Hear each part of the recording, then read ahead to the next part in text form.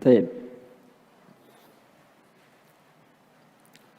Bismillahirrahmanirrahim. Assalamualaikum warahmatullahi wabarakatuh. Innalhamdulillah nahmaduhu ta'ala wa nasta'inuhu wa nastaghfiruh wa natubu ilaih wa na'udzu billahi min syururi anfusina wa min sayyiati a'malina. May yahdihillahu fala mudhillalah wa may yudlil fala hadiyalah. Asyhadu an la ilaha illallah wahdahu la syarikalah wa asyhadu anna nabiyyana Muhammadan sallallahu alaihi wa ala alihi wasallam. Alhamdulillah, ikhwani fillah rahimakumullah, ikhwah dan akhwat yang sempat hadir, kita bersyukur kepada Allah kita bisa hadir kembali di majelis yang kita berdoa kepada Allah mudah-mudahan mendapatkan berkah, rahmat dan taufik, dan apa yang kita pelajari menjadi ilmu yang bermanfaat. Pada pertemuan yang lalu kita sudah menyelesaikan muqaddimah ya, yang terdiri dari sab'u masail, 7 masalah, 4 masalah yang pertama, 3 masalah yang kedua, kemudian ditutup dengan pengertian tentang makna al-Hanafiyah, yakni millata Ibrahim. Sekarang kita masuk pada maudu, artinya inti pembahasan. Isi atau kandungan dari kitab ini sesuai dengan judulnya, Salasata Usul atau Al-Usul As-Salasa. Itu intinya, yaitu isinya. Kemudian beliau rahimahullah merubah uslub, cara penyampaian. Karena ini tertulis uslub dalam menulis. Kalau sebelumnya selalu didahului dengan doa.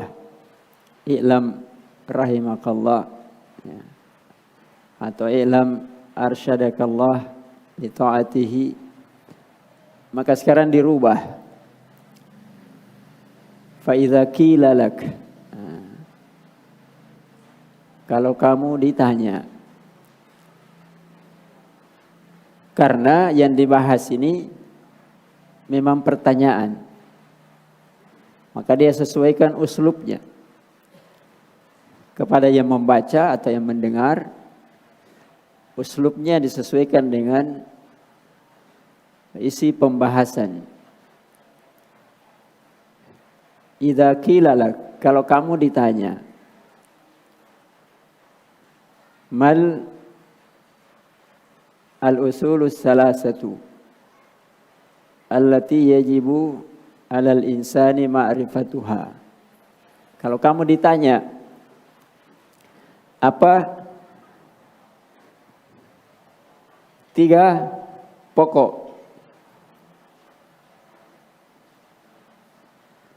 mal usul as-salasa ya.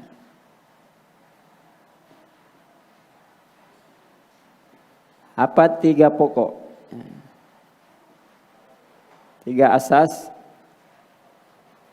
yang wajib bagi setiap manusia untuk mengetahuinya.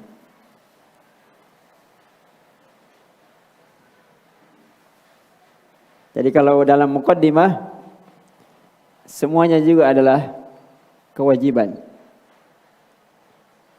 Kita wajib berilmu, beramal, kemudian berdakwah dan bersabar. Wajib mengetahui Allah pencipta, wajib mengetahui Allah tidak ridho disekutukan, dan wajib mengetahui bahwa tidak boleh ada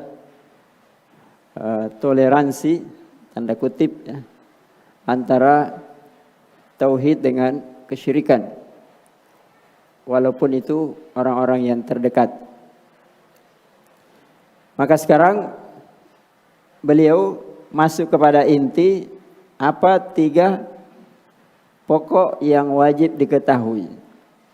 Setelah kita mengetahui 7 pendahuluan tadi.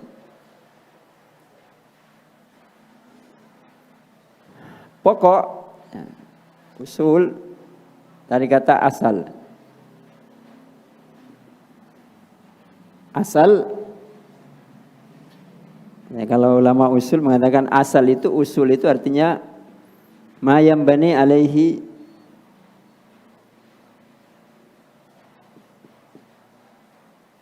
ghairuhu. Itu namanya asal. Apa yang selainnya itu dibangun di atas hal tersebut. Jadi misalnya kita punya seperti ini masjid. Apa asalnya ini masjid? Yang dengannya dibangun padanya. Ya tentu kalau bicara bangunan, asalnya adalah pondasinya. Ya. Maka namanya pondasi apa yang nanti dibangun di atasnya gedung. Ya, tergantung gedungnya, mau masjid, mau ruko, mau rumah. Semuanya punya pondasi. Pohon juga ada namanya aslus syajarah. Pokok dari pohon tersebut. Ya, batang pokoknya. Atau yang lainnya. Kalau orang beragama, apa asal pokoknya dia beragama? Yang dengannya dia bangun agamanya. Ya kan? Apa pokok yang harus dia perkuat? Karena semakin kuat pokoknya, maka semakin kuat bangunan yang dia bisa bangun. Kalau dia beragama, semakin kuat pokok agamanya, maka agamanya nanti semakin kuat dan kokoh. Jadi kalau bangunan pondasinya tidak kuat, ya maka bangunan yang dibangun di atasnya juga nanti tidak akan kuat.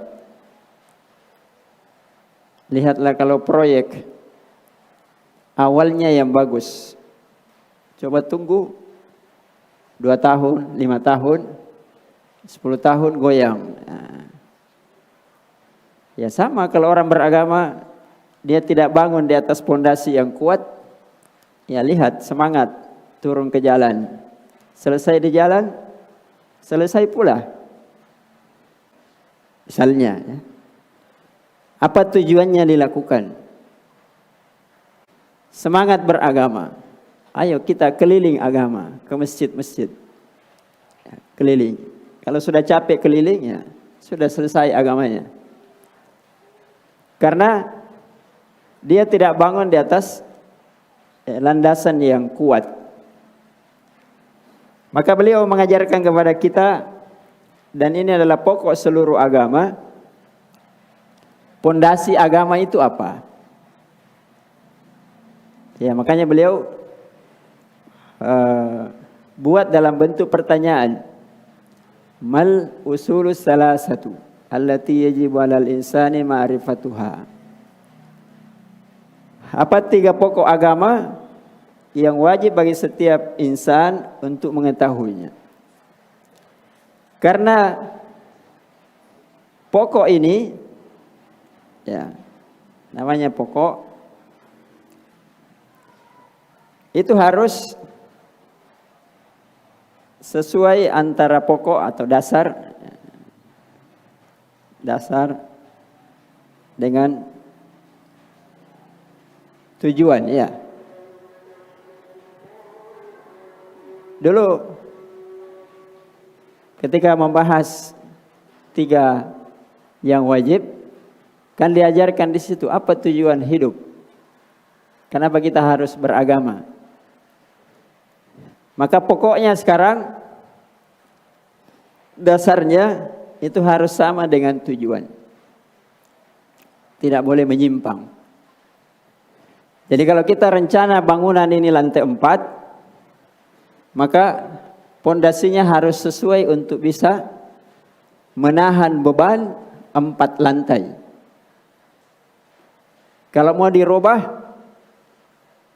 pondasinya juga harus dirubah atau tidak? Ya, dirubah. Kapan tidak dirubah? Ya, tunggu kehancurannya. Bangun 5, 6, ya tunggu kehancurannya. Jadi harus sama antara pokok, dasar, asas dengan tujuan. Dulu apa tujuannya? Yang wajib diketahui, Anallah khalaqana wa razaqana wa lam yatrukna hamalan bal arsala ilaina rasulan. Itu lagi yang dibahas ulang, tapi nanti lebih diperinci. Nah, karena ini pokok, ya, maka nanti ketika sampai tujuan, maksudnya sampai tujuan manusia itu meninggal, itu ditanya kembali. Ya, tanya kembali. Sama kalau bangunan ini selesai, orang akan tanya, pondasinya dulu untuk berapa lantai, sehingga bisa jadinya seperti ini. Ya, kenapa bisa dibangun sekuat begini? Karena pondasinya sekian. Berapa kali berapa, ya, apa yang dipakai dan sebagainya. Ya sama, nanti kalau kita meninggal, ya, pertanyaan di alam kubur tentang pokok ini. Kalau dia tidak lolos pertanyaan, maka selesai. Berarti tidak lulus. Kalau tidak lulus, ya, kalau lulus masuk surga, tidak lulus kemana? Ya sebaliknya masuk neraka. Ya, jadi ketika dibuat dalam bentuk pertanyaan, mal usulus salasatul lati yajibu alal insani ma'rifatuha. Faqul ma'rifatul abdi rabbahu wa dinahu wa nabiyahu sallallahu alaihi wasallam. Nah, sebelum masuk di situ, jadi ma'rifatullah, ma'rifatu rabbahu wa ma'rifatu dinahu wa ma'rifatu nabiyahu. Berapa? 1, 2, 3. Makanya dikatakan pokoknya adalah berapa? 3. Maka kita hidup sekarang atau sebelumnya juga sudah hidup, sampai nanti mati. Ujian kita hidup ini berputar pada 3 hal ini. Ya, kehidupan kita setiap kita bernapas sampai nanti berhenti bernapas, itu ujiannya pada 3 hal ini. Setiap saat kita ditanya, apa kita bukan ditanya ya, diuji.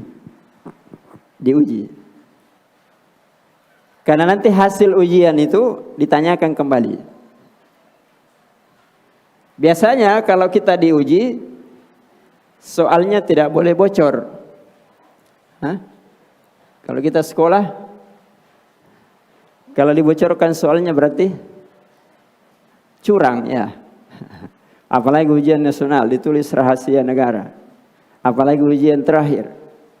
Semua orang was-was. Jangan sampai tidak lulus. Anaknya belajar. Bapaknya juga ikut jaga. Ibunya. Perlengkapannya. Pokoknya fokusnya belajar. Semua yang lainnya tidak boleh mengganggu konsentrasinya untuk ujian. Itu kalau ujian dunia. Padahal itu bagian yang sangat kecil dibandingkan dengan ujian dunia, apalagi nanti ujian di alam kubur. Apalagi nanti ujian setelah alam kubur di alam akhirat. Ya, nanti kita akan jelaskan sedikit. Jadi ini yang pertama ya dipahami 3 pokok. Karena 3 pokok ini semua agama itu pokoknya dibangun dari 3 hal ini. Agama samawi yang Allah turunkan mulai dari Nabi Nuh alaihissalatu wassalam sebagai nabi dan rasul yang pertama sampai Nabi kita sallallahu alaihi wasallam, semuanya dibangun di atas 3 landasan pokok yang sama. Cuma nanti agamanya, syariatnya yang berbeda. Ya, mengenal Allah, tauhid, mengenal Rasul, mengenal agama, itulah syariat, dan mengenal Nabi, yakni sunnah Nabi sesuai dengan zamannya masing-masing. Ya, jadi saya ulangi, berarti kita hidup ujiannya berputar pada 3 hal ini. Misalnya sekarang kita hadir di majelis, diuji. Kita hadir untuk di sini untuk mengenal Allah atau bukan? Kita hadir untuk Allah atau yang lain? Hah? Ya. Itu ringkasnya ya. Kita hadir mengenal agama. Apakah ini aturan agama? Ada petunjuknya dalam agama. Ada syariatnya dalam agama sehingga kita lakukan. Ya. Kemudian kita hadir untuk mengenal Nabi enggak?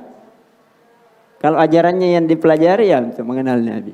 Sunnahnya yang dipelajari ya untuk mengenal Nabi. Kalau bukan berarti dia tidak lulus dalam ujian kehidupan sehari-hari. Pahami? Ya, maka dikatakan jawab ma'rifatul abdi rabbahu wa dinahu wa nabiyahu. Jadi setiap hari kita ini diuji.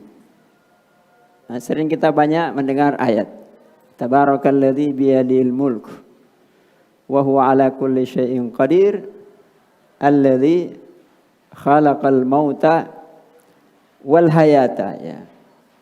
Al mauta wal haya. Artinya mulai dari hidup sampai mati. Allah yang ciptakan hidup, Allah yang ciptakan mati. Untuk apa? Liyabluwakum, untuk diuji. Apa ujiannya? Ya ini ujiannya. Cuma kita kadang tidak perhatikan. Bahwa sebenarnya ujiannya ya mengenal Allah. Mengenal agama. Mengenal Nabi. Ketika ujian sekolah, begitu orang perhatikan. Tapi ujian kehidupannya sehari-hari tidak diperhatikan. Dianggap biasa-biasa saja. Padahal itulah ujian yang sesungguhnya. Ya. Liyabluwakum, untuk menguji di antara kalian ayyukum ahsanu amala. Siapa yang terbaik amalnya. Makanya para ulama menjelaskan amal yang terbaik itu apa? Yang mengenal Allah, untuk menjaga keikhlasan. Untuk mengikuti Nabi, menjaga sunnah ittiba. Menjaga keikhlasan, mengikuti Nabi ya tentu harus mengikuti agamanya, petunjuknya. Tata caranya, apa yang wajib, apa yang sunnah, apa yang membatalkan, apa yang menjadi rukunnya, apa yang menjadi syaratnya dan seterusnya. Ya, liyabluwakum ayyukum ahsanu amala. Untuk menguji di antara kalian siapa yang terbaik amalnya. Jadi itu ujian setiap saat. Bukan hanya ketika nanti sudah menikah atau nanti sudah tua. Tapi mulai dia balik. Ya, mulai balik ditanya. Artinya diwajibkan bagi dia untuk beramal dan amalnya akan dinilai. Ya, makanya setiap hari amal-amal kita itu dicatat. Sama kalau setiap hari kita belajar itu kan sebenarnya ujian, walaupun ujian bukan ujian akhir, ujian terus, paham tidak paham, dengar atau tidak dengar, ngerti atau tidak ngerti, ujian terus. Ya, walaupun tidak langsung diuji, ya. Maka ujian-ujian ini nanti akan ditanya kembali ketika sudah meninggal. Ya. Pertanyaan alam barzah. Kalau seseorang sudah diletakkan di kuburannya, siapapun dia, muslim, kafir, laki-laki, perempuan, nanti akan ditanya. Apa pertanyaannya? Man rabbuk? Siapa Rabbmu? Waman nabiyuk? Siapa nabimu? Wama dinuk? Apa agamamu? Jadi kalau seorang muslim kesehariannya tidak lulus, berjalan saja kehidupannya, tapi tidak lulus, dia tidak akan bisa menjawab. Kalau orang mukmin bisa menjawab. Jadi bukan pertanyaannya kayak kita tulis, bagikan kemudian dijawab. Tapi yang menjawab nanti apa yang kita yakini? I'tiqad.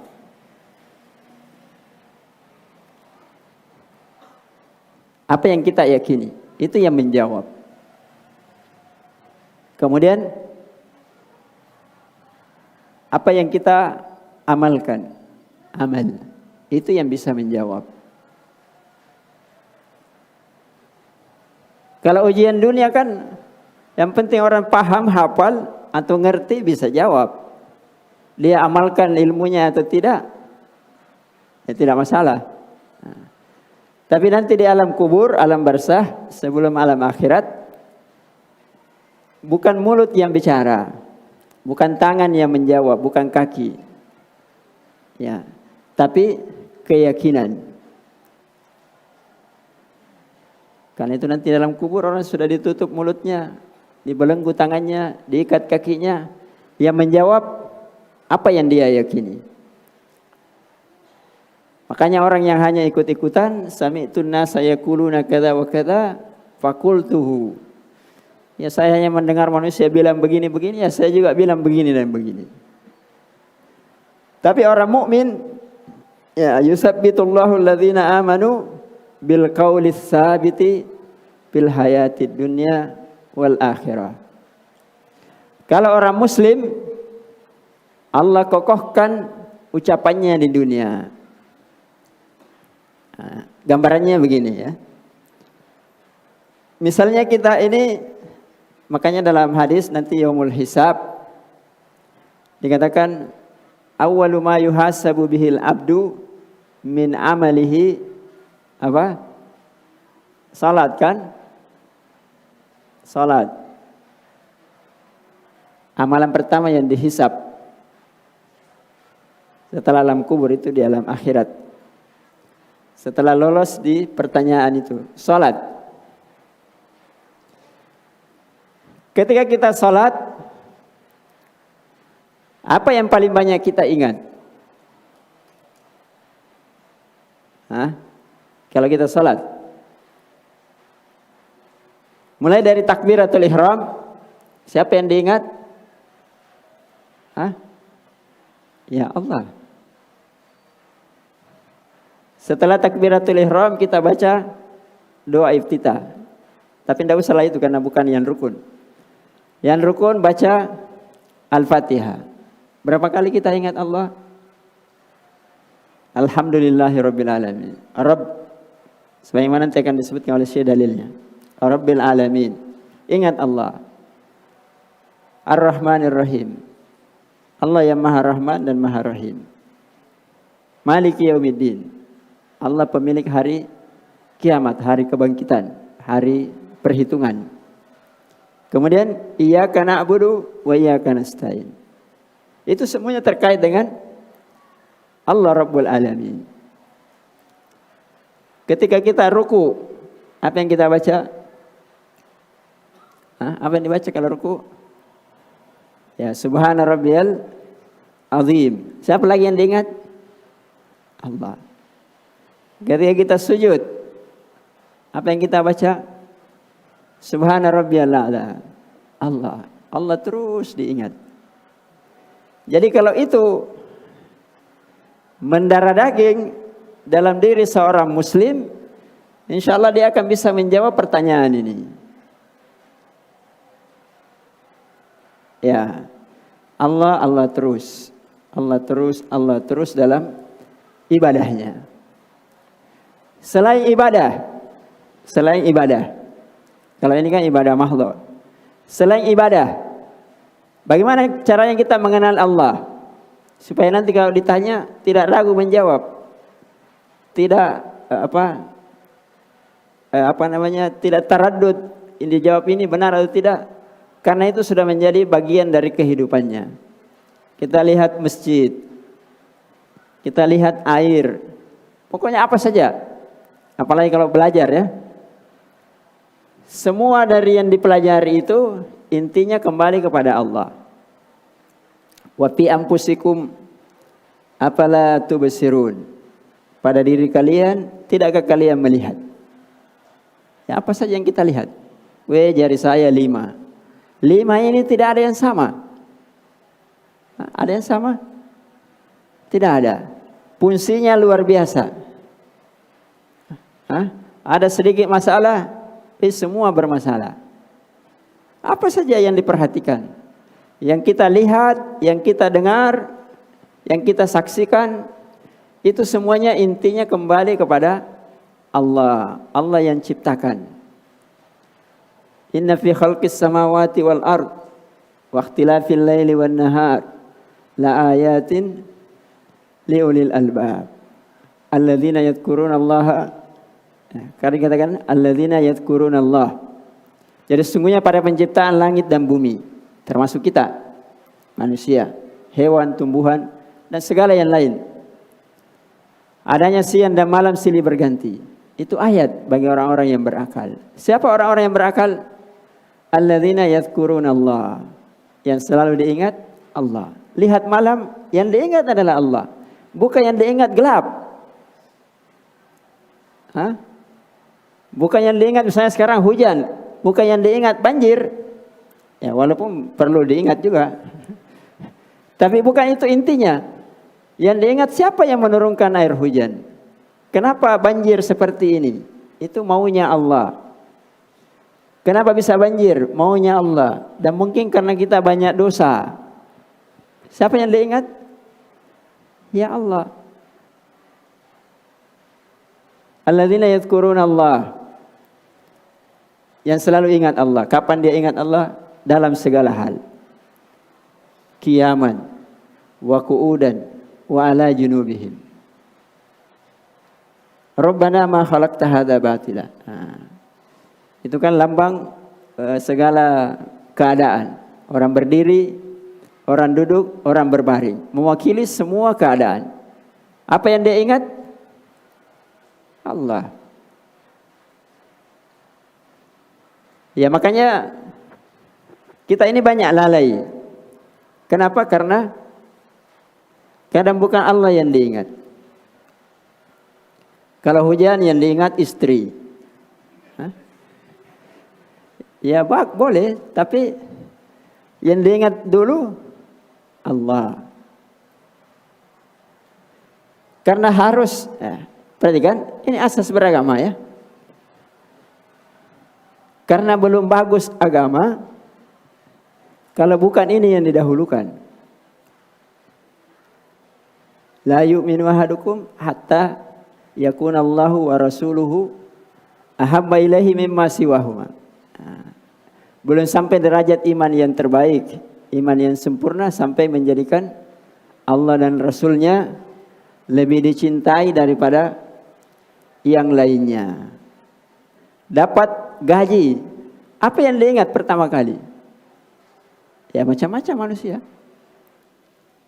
Ada yang diingat, oh, sebentar makan ini, sebentar traktir ini, sebentar beli ini. Kalau orang mukmin tidak dapat gaji, yang diingat Allah. Tidak dapat gaji pun krisis, yang diingat siapa? Allah. Tidak ada bedanya orang mukmin dalam segala kondisi. Makanya dikatakan ajaban li amril mukmin. Fa inna amrahu kullahu khair. Kapan itu baik orang mukmin? Ketika dia selalu ingat Allah. Bukan ketika didapat gaji lain diingat. Ketika tidak dapat kurang, apalagi tidak jadi, bukan juga Allah yang diingat. Pimpinannya yang didemo, pemerintah yang dicaci maki, segala macam. Tapi orang mukmin tidak. Selalu Allah duluan yang diingat. Supaya nanti ketika dia mati, yusabbitullahu alladhina amanu bil qawli tsabiti fil hayati dunya. Jadi ketika dia di dunia memang kokoh, selalu dia ingat, ya maka insyaallah fil akhirah juga kuat dan kokoh. Ya sama tadi, kalau pondasinya kuat dari awal, kokoh, yang di atas juga akan kuat dan kokoh. Ya. Sudah jelas sampai sini ya. Jadi orang mukmin dalam kesehariannya selalu ingat Allah. Allahu akhrajakum min butuni ummahatikum la ta'lamuna syai'a. Allah yang mengeluarkan kalian dari perut-perut ibu-ibu kalian. Semuanya kita lahir dari perut ibu. Ya. Kecuali Nabi Adam. Ya. Tapi selainnya semuanya keluar dari perut ibu. Kecuali Adam dan Hawa. La ta'lamuna syai'a. La ta'lamuna syai'a. Tidak tahu apa-apa. Setelah itu apa yang terjadi? Wa ja'ala lakum, Allah berikan kepada kalian as-sam'a wal basar wal fuad. Ya. Allah berikan pendengaran, kemudian penglihatan, kemudian hati. Apa gunanya itu?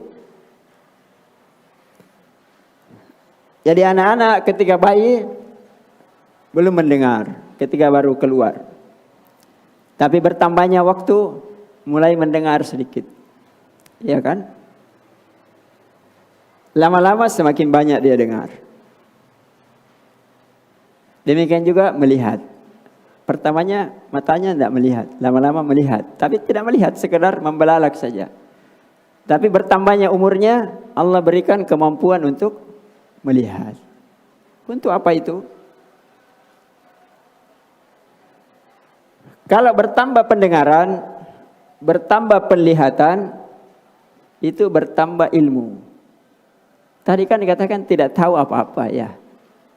Maka setelah tambah banyak dia lihat, ya tambah banyak dia tahu. Tambah banyak yang dia dengar, tambah banyak yang dia tahu. Makanya agama ini datang menjaga penglihatan dan pendengaran, bukan fisiknya saja yang dijaga, tapi menjaga ini supaya akal manusia itu terjaga. Ya, akal. Karena kalau bertambah ilmu dengan banyak mendengar, banyak melihat, itu akal juga terjaga. Ya makanya akal ini perlu diberi asupan, ya, asupan, ya, perlu diberi bekal. Itulah mendengar. Tapi bagaimana cara mendengarnya supaya akal itu terjaga? Itu tadi. Kalau bertambah pendengarannya, dia kembali kepada Allah.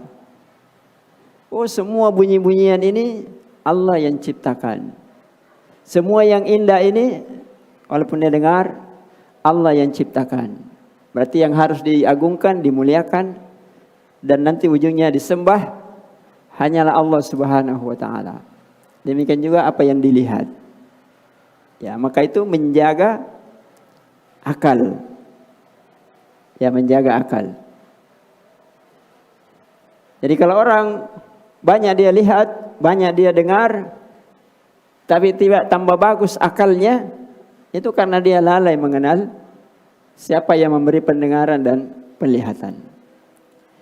Kalau akal itu bagus, itu juga akan menjadikan hati, ya, wal fuad, hati itu menjadi bersih, bagus. Hubungan dengan Allah bagus. Kalau dijaga pendengaran dan penglihatan. Makanya kalau anak-anak kecil sebelum balik tidak ada bebannya. Karena hatinya dan akalnya belum berfungsi dengan sempurna. Kalau sudah berfungsi akalnya, sudah balik, itu kan sempurna berfungsi akalnya, maka mulai namanya ada dosanya kalau dia berbuat pelanggaran. Kalau dia berbuat baik, untuk dia sendiri pahalanya, bukan lagi untuk orang tuanya. Ya, ya, waja'alakumus sama wal absara wal afida. Setelah itu semuanya nanti ini akan ditanya kembali. Kamu gunakan apa itu pendengaran? Kamu gunakan apa itu penglihatan? Kamu gunakan apa itu akal? Melalui hatimu. Makanya orang yang tidak menggunakannya diperumpamakan dalam Al-Quran kal an'am. Ya, kal an'am. Balhum adhal. Bahkan lebih sesat daripada binatang. Karena binatang juga makan, minum, tapi dia tidak berpikir.